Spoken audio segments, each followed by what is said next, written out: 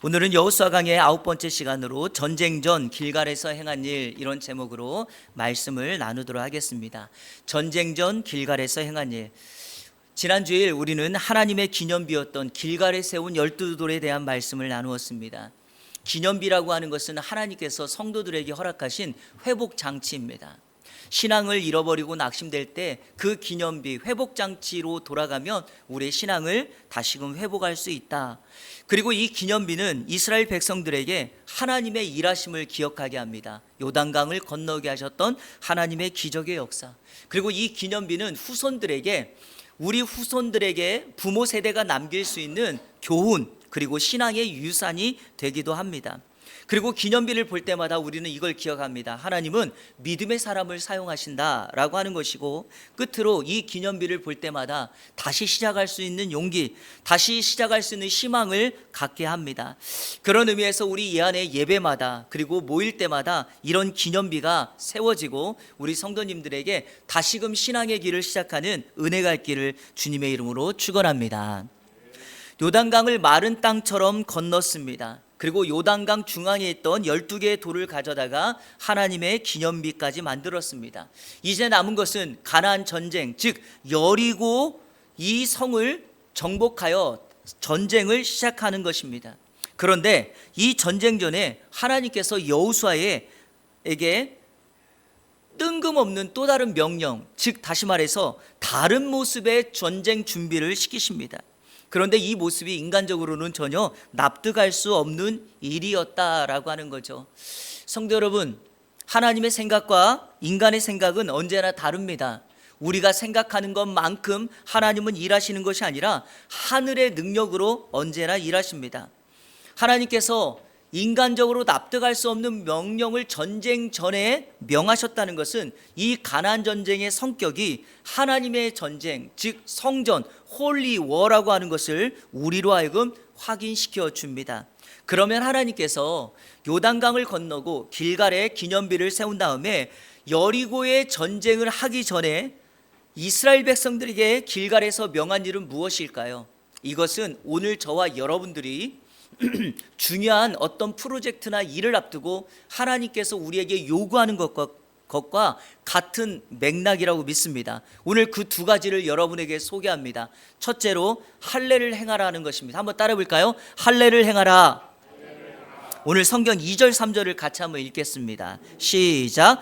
그때 여호와께서 여호수아에게 이르시되 너는 부싯돌로 칼을 만들어 이스라엘 자손들에게 다시 할례를 행하라 하시매 여호수아가 부싯돌로 칼을 만들어 할례산에서 이스라엘 자손들에게 할례를 행하니라. 아멘. 하나님께서는 여호수아에게 할례를 행하라고 명하셨고 여호수아는 그 여호와의 명령 그대로 할례를 행합니다.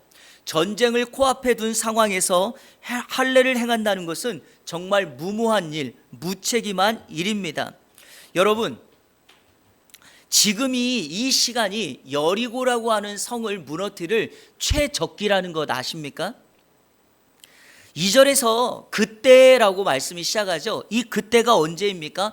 요단강을 건너고 난 후이며 오늘 성경 1절의 말씀의 배경이 있는 거죠. 자, 우리 1절 한번 읽어볼까요? 다 같이 읽겠습니다. 시작. 요단 서쪽에 아모리 사람의 모든 왕들과 해변의 가나안 사람의 모든 왕들이 여호와께서 요단물을 이스라엘 자손들 앞에서 말리시고 우리를 건너게 하셨음을 듣고 마음이 녹았고 이스라엘 자손들 때문에 정신을 잃었더라. 아멘. 가나안에 있는 왕들이 하나님의 역사로 이스라엘 백성들이 요단강을 건넜다는 것 때문에 마음이 녹고 정신을 잃게 되었다. 이런 거를 요즘 말로 뭐라고 말하죠? 멘붕 상태가 되었다는 것입니다. 아무것도 할 수 없고 무슨 일을 할 힘도 없는 상태가 되었습니다. 전쟁에서 가장 중요한 것 가운데 하나는 군사들의 사기입니다. 여러분, 똑같은 사람, 똑같은 무기가 있어도 어느 쪽이 사기가 충전하냐에 따라서 그 전쟁에서 승리할 수 있죠. 지금이 전쟁을 위한 군인들이 가질 수 있는 최상의 사기입니다. 이런 말 들어보셨죠? 해변가에 가면, 바닷가에 가면 조개들이 그냥 널려 있어서 가기만 하면 줍줍할 수 있다, 이런 말 들어보셨죠? 이스라엘 백성들이 여리고 진격만 하면 여리고성을 무너뜨릴 수 있는 가장 최적기입니다. 그런데 이런 상황 앞에서 할례를 행하라고 명하는 거죠. 도대체 할례가 무엇이기에 전쟁을 앞두고 하나님께서는 이것을 요구하는 것일까? 이 할례를 행하라는 말에는 두 가지의 의미가 담겨 있고 이것이 오늘 우리가 중요하게 묵상해야 될 말씀입니다. 할례의 두 가지의 의미 중에 첫 번째, 그것은 언약 백성의 표징입니다. 한번 따라 볼까요? 언약 백성의 표징. 성경에서 할례라고 하는 말이 처음으로 등장하는 곳이 창세기 17장입니다. 창세기 17장은 하나님과 믿음의 조상 아브라함이 언약을 갱신하는 장면이죠. 창세기 15장에 하나님은 아브라함과 언약을 맺었습니다. 그리고 언약을 맺은 다음에 내가 너와 영원히 함께해서 너의 평생의 자손이 하늘의 별처럼 바다의 모래처럼 많게 해주겠다라고 하는 약속을 합니다. 그런데 시간이 지나도 아이 낳을 기미가 보이지 않으니까 어떻게 합니까? 아브라함의 아내였던 사레의 몸이 아니라 종이었던 첩이었던 하갈의 몸을 통해서 이스마엘을 낳는 잘못을 범합니다. 그러자 하나님께서 13년 동안이나 아브라함에게 침묵하십니다. 아브라함을 만나주지 않는 거죠. 성도 여러분, 하나님은 때로 뒤끝 장렬의 끝판왕이라는 거 아십니까? 하나님이 약속하신 거 우리가 온전히 순종하지 않으면 하나님은요 뒤끝이 있으신 분이에요. 그렇게 해서 13년 동안 아무 말도 안 하고 만나주시지도 안 하고 아브라함이 하나님 하고 부르면 하나님께서 오냐 하고 답해 주셨는데 13년 동안이나 침묵하고 계셨다가 13년이 지난 이후에 하나님께서 엘샤다이 하나님으로 나타나셔서 아브라함과 다시금 언약을 맺고 그 언약을 갱신합니다. 그런데요, 처음에 언약을 맺을 때는 짐승을 쪼개서 짐승을 죽여서 언약을 맺었는데 이번에 언약을 맺을 때는 하나님께서 아브라함에게 언약의 표징으로 할례를 행하게 하십니다. 여러분, 할례가 뭐죠? 남성의 성기에 포피를 베는 행위입니다. 다시 말해서 언약을 몸에 새기라는 것입니다. 말로만 해서 짐승을 죽여서 안 되니까 직접 몸에 새겨서 이 언약을 지키라고 명하는 거죠. 그런데 이스라엘 백성들이 애굽에 살고 있다가 광야 40년을 지나는 동안에 할례를 하지 못했어요. 자, 오늘 성경 4절 5절을 다 같이 읽겠습니다. 시작.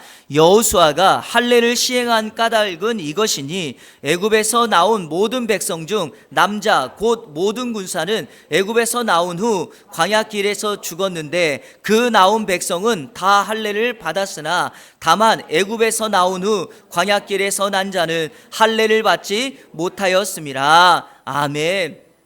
사랑하는 성도 여러분, 적과 꿀이 흐르는 가나안에서의 삶은 애굽의 노예로서 광야의 방랑자로서의 살아가는 버전이 아닙니다. 하나님의 백성으로, 하나님의 언약 백성으로 축복의 통로로 살아가는 그 신분이기 때문에 하나님은 가나안 땅에 들어섰을 때 다시금 할례를 행하게 하므로 언약 백성임을 이스라엘 백성들에게 관계 회복을 시키십니다. 이것이 바로 할례를 행하라고 하는 것의 가장 중요한 원리입니다. 이걸 보면 하나님께서 이스라엘 백성들에게 진정으로 원하는 것이 무엇인가를 알 수 있죠. 그것은 성도 여러분, 관계 회복입니다. 이것을 다른 말로 교제라고도 말할 수 있고 친교라고 말할 수 있습니다. 이런 의미에서 이스라엘 백성들이 애굽에 있든지 광야에 있든지 가나안에 있든지 하나님은 성도들이 어디에 있든지 상관하지 않습니다. 그곳에서 다만 하나님을 찾고 하나님과의 언약 백성으로 관계를 형성할 수 있는지가 중요합니다. 요셉이란 사람 보십시오. 애굽에 종으로 있을 때도, 감옥에 갇혀서 종살이를 하고 있을 때에도, 애굽의 총리의 자리가 있을 때도 그의 삶은 변함이 없이 언제나 여호와와 함께했다. 하나님이 그를 형통케 하셨다라고 말씀하고 있습니다. 바로 이것이 성도의 진정한 능력과 힘인 줄로 믿습니다. 오늘 하나님께서 저와 여러분에게 요구하는 것 하나, 여러분의 선자리가, 여러분이 있는 자리가 어디든지 간에 그곳에서 하나님과의 관계를 회복하고 언약 백성으로 살아가는 은혜가 있기를 주님의 이름으로 축원합니다. 할례의 의미는 그래서 언약 백성의 표징이죠. 자, 두 번째, 할례의 다른 하나의 의미는, 자, 한번 따라 볼까요? 하나님에 대한 온전한 신뢰이다. 자, 오늘 성경 말씀 8절을 다 같이 읽겠습니다. 시작. 또 그 모든 백성에게 할례 행하기를 마침에 백성이 진중 각 처소에 머물며 낫기를 기다릴 때에, 이스라엘 백성들은요, 내가 할례를 행할까 말까를 고민할 필요가 없습니다. 이스라엘 백성들은 할례를 당연히 해야 하니까요. 문제는 그 할례를 행할 때 언제 행하느냐가 중요한 것이죠. 할례를 행하면 몸에 상처가 나기 때문에 여러분 최소 5일에서 7일 정도는 상처가 낫기를 기다려야 됩니다. 아무것도 할 수가 없는 상태이죠. 우리는 이것을 성경의 역사적인 배경을 통해서 알 수 있는 본문이 있습니다. 창세기 34장 기억나시나요? 야곱에게 레아에게서 난 딸 디나가 있었습니다. 이 디나가 이 세겜성의 마을 사람들을 보고 싶어서 마을로 내려갔다가 하몰이라고 하는 이 사람의 아들 추장 세겜에 의하여 강간을 당하게 됩니다. 그런데 이 세겜이 이 디나와의 관계를 한 번에 불장난으로 끝내고 싶지 않았고 그녀를 진심으로 사랑하게 된 것입니다. 그래서 아버지 하몰에게 부탁을 해서 야곱에게 찾아가서, 그 여인의 아버지에게 찾아가서 우리 집안끼리 서로 결혼하여 관계를 맺자라고, 동맹을 하자고 요청합니다. 그때 레아의, 즉 같은 소생했던 오빠들이 마음에 화와 분노를 갖게 됩니다. 그래서 세겜 사람들에게 이런 제안을 하죠.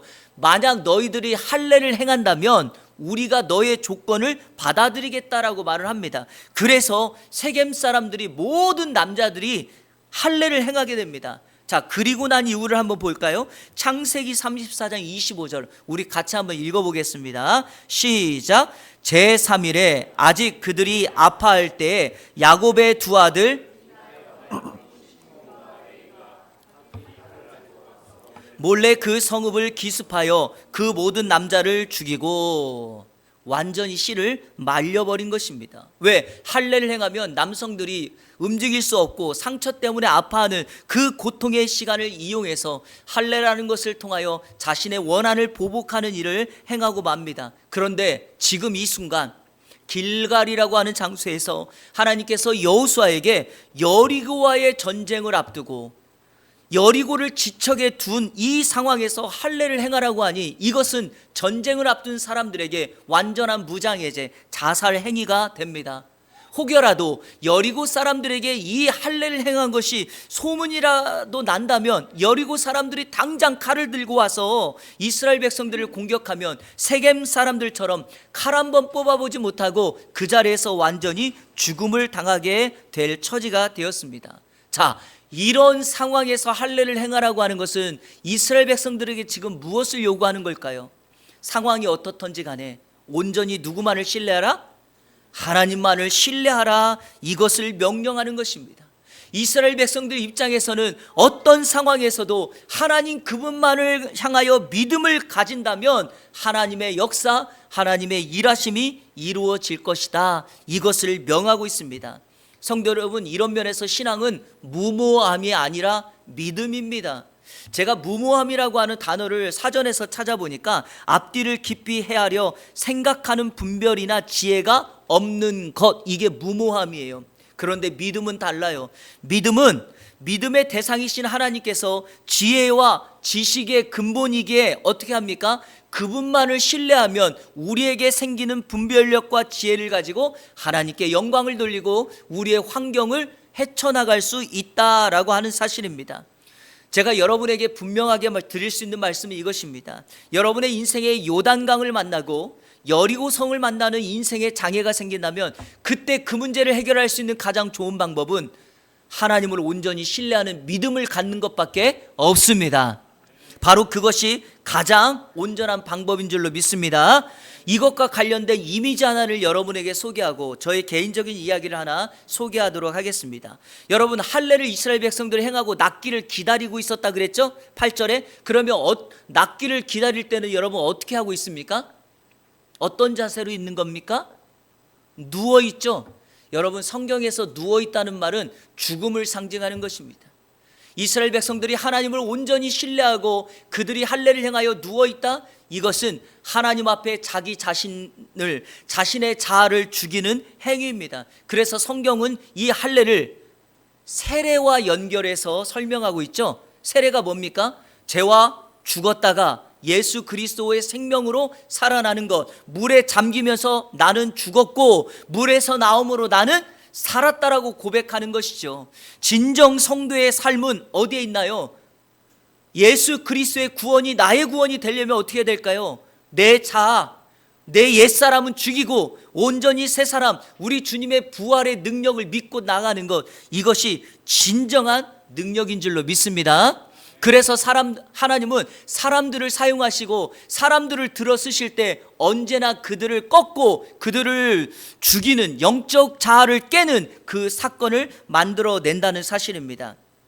저는 태어날 때부터 목사로 헌신된 사람이 아니었습니다. 신앙생활 하면서부터 처음부터 목사가 되겠다고 헌신한 적도 없었습니다. 하지만 개인적으로 오늘 말씀과 연결해 보면 하나님께서 인생의 요단강과 인생의 여리고 이 길가를 통하여 하나님 앞에 서게 하셨다고 저는 믿습니다. 저는 믿음의 가정에서 태어났고 교회 안에서 어릴 때부터 신앙생활을 하며 살아왔습니다. 언젠가 한번 말씀드렸지만 중학교 3학년이 되던 해에 류마티스성 열 관절염에 걸려서 온몸에 뼈마디 관절이 부어 퉁퉁 부어 혼자 힘으로는 일어날 수도 없고 마치 송장처럼 누워 있어야만 했습니다. 수개월 동안 학교를 갈 수가 없었고 집에만 있게 되었습니다. 16세 중학교 3학년 꿈 많은 청소년이 하루아침에 절망의 늪에 빠지게 된 것이죠.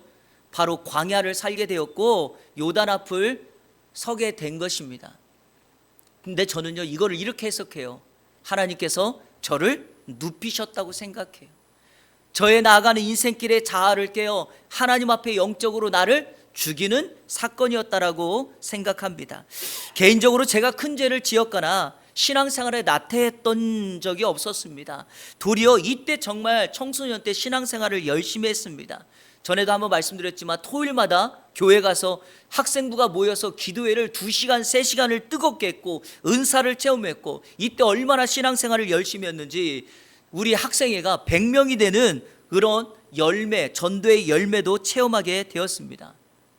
그런데요, 이런 아픔과 고난이 하나님이 나를 꺾으신 이 사건이 하나님의 섭리였다는 것을 동일하게 말씀드릴 수 있는 것이 바로 이때가 제가 하나님 앞에 나의 자아를 내려놓고 하나님 앞에 주의 사람으로 주의 종으로 목회자로 헌신하게 되었던 계기가 되었기 때문입니다.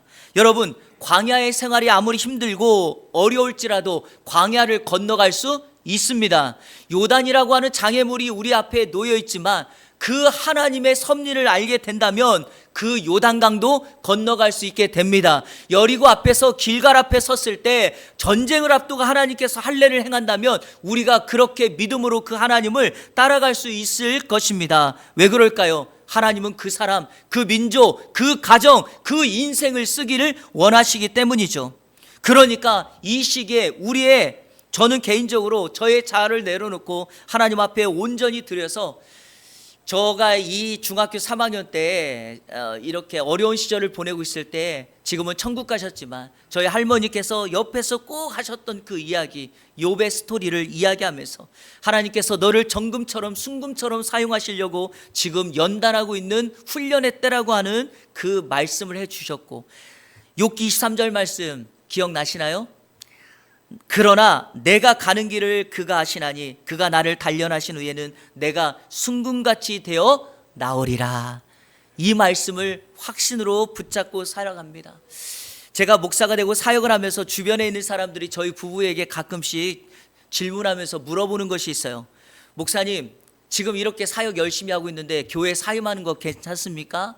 이렇게 질문하는 분들이 있어요. 목사님, 지금이 제2의 IMF라는데 유학을 꼭 가셔야 하겠습니까?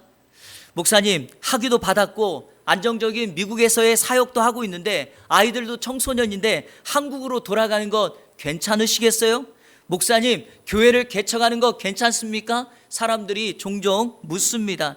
그때 변함없이 분명하게 그들에게 하는 말은, 여러분 저를 한번 때려볼까요? 괜찮아요. 옛날에 코미디 프로에 이런 거 있었죠. 괜찮아요. 괜찮아요. 왜 그런지 아십니까? 중학교 3학년 그때 저를 단련하셨던 하나님, 저에게 찾아오셨던 그 하나님께서 제가 하나님 앞에 결단하고 헌신하는 순간 한 번도 실수하거나 한 번도 저를 실망시킨 적이 없었습니다. 교회를 사임할 때 하나님께서 제가 정말 가서 사역해야 될 가장 좋은 곳으로 저를 보내주셨습니다. 힘든 유학 시절이었지만 저희 부부의 기도처럼 빚 안 지고 공부를 마치고 한국에 돌아올 수 있었습니다. 그리고 개척이 어렵다는 거 다 알지만 오히려 그 힘듦과 어려움을 뒤로하고 개척을 하였더니 하나님의 기적과 하나님의 일하심과 하나님의 은혜를 더 많이 경험하고 있으니 도리어 감사의 고백만 할 뿐입니다. 성도 여러분, 목사의 사명은 대형교회를 이루고 좋은 집에 좋은 차를 타고 사는 것 아닙니다. 성공한 사람들처럼 매스컴에 나와서 얼굴을 비춰주고 사람들에게 화려한 스포트라이트를 받는 것 아닙니다. 목사의 사명은 한 영혼, 우리 주님께서 가장 귀하다고 여기시는 그 한 영혼에 생명을 걸고 그 영혼들을 향하여 몸부림치며 우리의 목자장 되신 예수 그리스도 그분이 가신 길을 동일하게 따라간다면 그것이 우리 인생의 최고의 축복이자 최고의 행복인 줄로 믿습니다. 물론 인생의 제약과 제한과 어려움이 옵니다. 성도 여러분, 여러분도 오지 않겠습니까? 그때 왜 하나님께서 전쟁 전 길갈에서 왜 여리고를 앞에 두고 할례를 행하라고 명했는지, 왜 하나님만을 온전히 신뢰하라고 명했는지를 기억해 보십시오. 그러면 나의 자아를 내려놓고 온전히 그분만을 신뢰하고 그분만을 따라갈 수 있는 믿음의 역사가 임하게 될 줄로 믿습니다. 하늘의 버전으로 살아가는 우리 이 안에 모든 성도님들 되시기를 주님의 이름으로 축원합니다. 전쟁 전 하나님께서 길갈에서 행하게 하신 두 번째, 한번 따라 볼까요? 유월절을 지키라. 첫 번째는 할례를 행하라는 거고요, 두 번째는 유월절을 지키는 거예요. 오늘 성경 10절 11절 다 같이 읽겠습니다. 시작. 또 이스라엘 자손들이 길갈에 진쳤고 그달 14일 저녁에는 여리고 평지에서 유월절을 지켰으며 유월절 이튿날에 그 땅의 소산물을 먹되 그날에 무교병과 볶은 곡식을 먹었더라. 아멘. 지난 주일에도 잠깐 언급했지만 애굽에 내린 10가지 재앙 중에 10번째 재앙이 장자의 죽음입니다. 이때 하나님께서 모세에게 명하여 어린 양의 피를 집 좌우 문방 문설주에 바르면 하나님의 사자가 그 피가 발려진 집은 재앙을 내리지 않고 건너간다라고 해서 이때 생긴 절기가 바로 유월절이라고 말씀하였습니다. 그런데 그 유월절을 가나안 땅에 들어가자마자 다시금 지키라고 명합니다. 무엇 때문일까요? 두 가지 이유 때문입니다. 첫째는 하나님의 구원의 은혜를 묵상하며 살라는 것입니다. 여러분, 유월절은 피가 발려진 사람들에게는 구원이지만 피가 발라지지 않은 집은 뭐죠?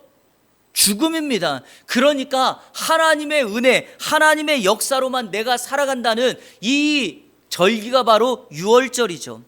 성도 여러분, 매 주일마다 교회 와서 예배하는 이 시간이 여러분의 유월절이 되기를 축복합니다. 우리의 삶이 영적 가나안인 이유는 딱 하나예요. 유월절을 지키며 가나안의 버전으로 살아가는 것입니다. 그래서 교회에서만이 아니라 우리의 삶의 현장에서도 하나님이 나를 구원하셨다라고 하는 구원받은 하나님의 사람으로 살아가게 되기를 주님의 이름으로 축복합니다. 유월절을 지키라는 또 하나의 이유는, 자, 저를 따라해 보세요. 최선을 다해 살라. 충성하며 살라. 자, 우리 성경 12절 다 같이 읽겠습니다. 시작. 또 그 땅의 소산물을 먹은 다음 날에 만나가 그쳤으니 이스라엘 사람들이 다시는 만나를 얻지 못하였고 그 해에 가나안 땅의 소출을 먹었더라. 아멘. 여러분, 길갈에 딱 가서 그 땅의 소산을 먹자마자 뭐가 그쳤다고요? 만나가 그쳤습니다. 만나는 이스라엘 백성들이 광야 40년을 살면서 일하지도 농사하지도 않았는데도 불구하고 하늘에서 하나님께서 양식을 내려주심으로 이스라엘 백성들을 살게 하신 양식입니다. 그런데 가나안에 갔을 때는 그 만나가 그쳤다는 거죠. 무슨 의미입니까? 이제는 열심히 일하여 농사하여 거기서 얻는 것을 먹고 살라고 명하고 있는 것입니다. 우리의 삶이, 성도의 삶이 가나안의 버전이라고 하는 이유가 바로 여기 있습니다. 성도 여러분, 우리가 믿음을 가지면 바로 천국 갑니까? 그렇지 않죠. 하나님이 이 땅에 저희를 남겨두신 이유가 무엇입니까? 이 땅이 영적 가나안, 즉 젖과 꿀이 흐르는 영적 천국임을 만들어가라고 저와 여러분을 이 땅에 남겨두셨다는 사실입니다. 그러므로 우리는 매 주일마다 예배를 드리며 유월절의 의미를 생각하며 그렇구나, 내 삶에 오늘도 최선을 다하여 충성하여 일해야 되겠구나 라고 하는 것입니다. 그래서 한 주간의 시작을 일요일로 시작하는 것은 매우 신앙적이고 성경적인 거죠. 한 주간을 시작할 때 오늘 그날 첫 시간을 하나님께 예배함으로 시작하고, 월요일부터 시작되는 또 다른 주의 날을 우리의 삶의 현장에서 일터에서 최선을 다하여 전문가가 되고 그 일로 충성을 다한다면 그것으로 축복의 통로로 누군가를 돕게 된다. 이것이 바로 유월절을 통하여 최선을 다하라고 하는 하나님의 명령입니다. 성도 여러분, 오늘 이 영적 유월절을 잘 지키셔서 여러분의 삶에 최선을 다하여 그 가진 능력과 힘으로 누군가를 섬기는 주의 은혜가 있기를 주님의 이름으로 축복합니다. 말씀을 맺겠습니다. 오늘 말씀의 결론을 오늘 본문에 있는 구절로, 지난주와 같은 맥락에서 길갈에 대한 얘기를 잠깐 하고 마치도록 하겠습니다. 자, 우리 9절 다 같이 읽겠습니다. 시작. 여호와께서 여호수아에게 이르시되 내가 오늘 애굽의 수치를 너희에게서 떠나가게 하였다 하였으므로 그곳 이름을 오늘까지 길갈이라 하느니라. 아멘. 여러분, 여기 길갈에 들어왔을 때 어떤 수치를 떠나가게 했냐면 애굽의 수치라고 말을 합니다. 이스라엘 백성들은 하나님의 언약 백성, 축복의 통로였죠. 그랬던 그들이 애굽에서 430년을 살면서 궁극적으로 애굽의 노예로 살게 됩니다. 우리는요, 하나님의 사람, 축복의 통로입니다. 이 땅에서 하나님이 없는 것처럼 종노릇하며 마귀의 종노릇하며 살아가는 그런 존재가 아니지요. 그런데 제가 이것을 오늘 결론으로 드리고 싶은 말씀은, 현대 작금의 한국 교회와 한국 크리스찬들은 애굽의 수치를 동일하게 당하고 있습니다. 하나님의 사람, 축복의 통로임에도 불구하고 애굽에서 당했던 종살이 430년, 광야에서 살았던 어떤 힘도 쓰지 못했던 광야의 40년, 이런 어둠의 시간이 오늘 우리에게 나타나게 된다는 거죠. 이것을 회복하지 않으면 우리 한국교회 더 이상 희망도 없고 능력도 없습니다. 그러면 어떻게 해야 될까요? 제가 마지막으로 부탁드립니다. 성도 여러분, 하나님을 온전히 신뢰하십시오. 여러분의 삶의 현장에서 실력을 갖추십시오. 그리고 할 수 있다면 어떤 목사님의 말씀처럼 나는 죽고 예수로 사는 인생 살아가시기를 축원합니다. 나를 통하여 누군가를 돕고 섬기는 그 인생에게 하늘의 은혜가 임하게 될 줄로 믿습니다. 제가 오늘 설교는 다 했는데요, 이렇게 살아가는 방식으로 여러분과 함께 한 가지를 나누고 싶은 마음이 있어서 여러분에게 마지막 촉구의 말씀을 드리려고 합니다. 작년 1월에 저희 교회가 필리핀의 황창열 선교사님의 디아스 마을의 아이들을 돕는 헌금을 해서 정말 여러분들의 그 헌신과 흔적으로 그 아이들이 정말 한 달밖에 정말 하고 끝내려고 하는 이 사역들을 1년 가까이 그 마을을 우리가 섬겼습니다. 작년에 장로님과 집사님과 함께 방문해서 그 아이들을 직접 보고 그 아이들이 신고 있는 신발을 보면서 너무나 큰 감동을 받았고요. 혹시 성도님들 기억나시나요? 올해 초에 그 디아스 마을에 땅이 나와서 그 디아스 마을에 교회를 세우고 싶다는 그 마음이 작은 씨앗이 되어서 저희가 보낸 그 헌금을 선교사님께서 이걸 우리가 마중물로 쓰겠다라고 했는데 드디어 이번 주간에 그 땅을 계약했답니다. 물론 한국 교회와 여러 가지 사람들의 방법과 도움으로 그 땅을 사게 되었는데 원래 목적했던 바대로 그만큼 사지 못하고 일부만 샀다고 합니다. 그래서 선교사님이 저에게 카톡이 온 거예요. 목사님 너무 고맙다고. 그때 목사님 교회에서 보내준 그 헌금이 마중물이 되어서 이 땅을 계약하게 됐다고. 감사한 것은 저희 교회와 후원하고 있고 저의 동역자인 우리 그 삼내에 있는 교회 목사님, 그 교회 한 권사님이 그곳에 교회를 지어주기로 최종적으로 결정을 해서 이제 땅을 사고 이제 그곳에 교회를 지으려고 합니다. 이렇게 연락이 왔어요. 그래서 감사의 인사를 했는데 지난주에 우리 황성교사님께서 섬기고 있는 네 분의 현지인 사역자들과 식사를 하면서 전반기 사역을 정리하면서 이런저런 이야기를 하는데 한 가지 회의했던 내용을 좀 소개를 했는데 이상하게도 이번 여름에는 한국에서 선교팀이 안 온다는 거예요. 그런데 섬기고 있는 내 교회가 정말 사역들을 열심히 해요.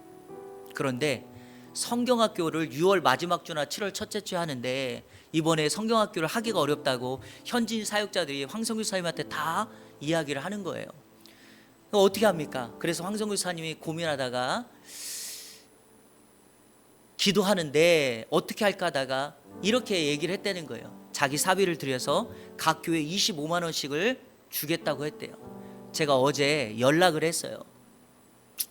목사들이 그런 거 보면 마음에 감동이 되잖아요. 그래서 연락을 했어요. 한 교회가 성경학교를 하려면 얼마가 드냐라고 물었더니 50에서 60만 원이 든대요. 근데 여러분, 황성규 사님 애가 셋입니다. 애가 지금 다 대학생들, 막내만 고등학생이에요. 그 선교사님이 사업하는 것도 아니고 무엇으로 하겠습니까? 자기가 돕고 섬기는 교회에 성경학교를 못할까 봐 자기의 사비를 그들에게 25만 원씩 준다는 거 아닙니까? 그래서 제가 어제 선교사님께 카톡을 했어요. 우리 교회가 할 수 있는 만큼 헌금해서 보내겠다.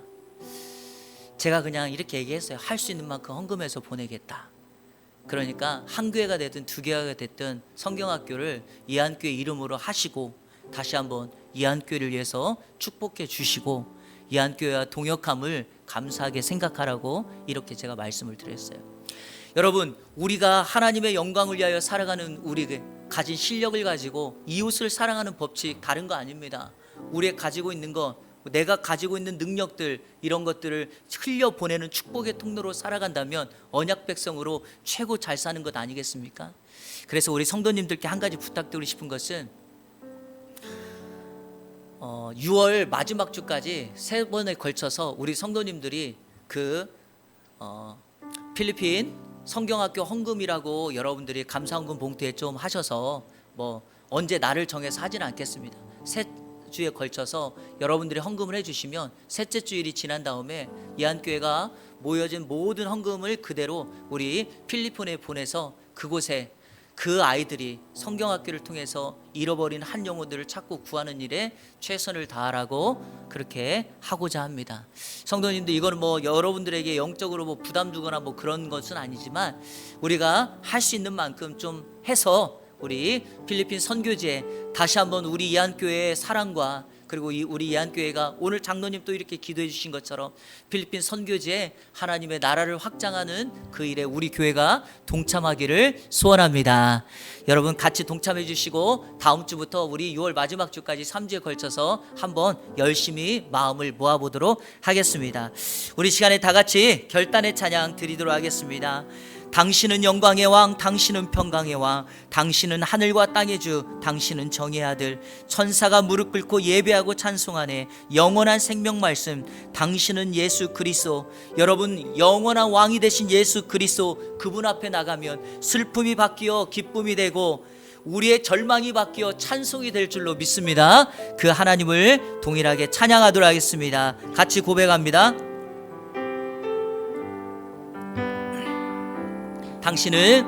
당신은 영광의 왕, 당신은 평강의 왕, 당신은 하늘과 땅의 주, 당신은 정의의 아들, 천사가 무릎 꿇고 예배하고 찬송하네.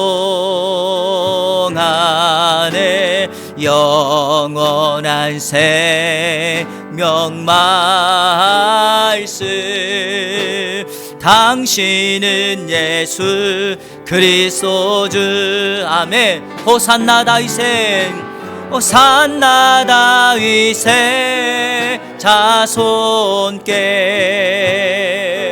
호산나 불러 왕 중의 왕, 높은 하늘에 영 영광을 예수 주 메시아네. 호산나 다윗의 자손께, 호산나 다윗의 자손께, 호산나 불러 왕 중에 왕. 높은 하늘의 영광을 예수 주 메시아네. 내 손을 주께 높이 듭니다. 내 손을 주께 높이 듭니다. 내 찬양 받으실 주님,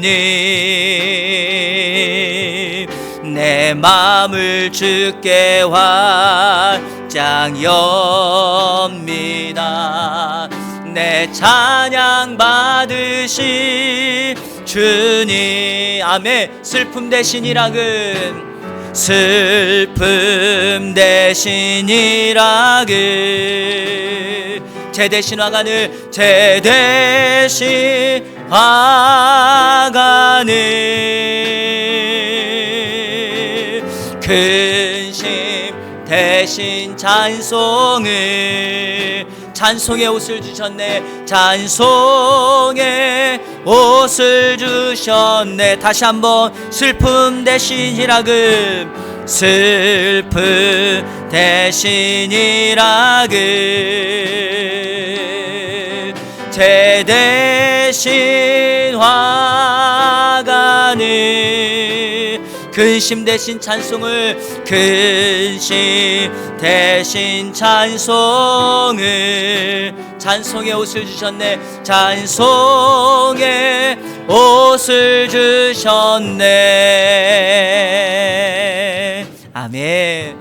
여러분, 슬픔이 기쁨으로 바뀔 줄로 믿습니다.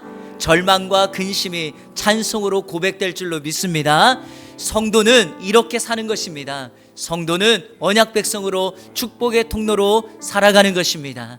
세상의 환경과 우리를 엄습하는 위험의 요소가 많을지라도 그것 때문에 좌절하거나 쓰러지거나 넘어지지 않습니다. 왜요? 우리 하나님이 우리와 함께 계시기 때문이죠.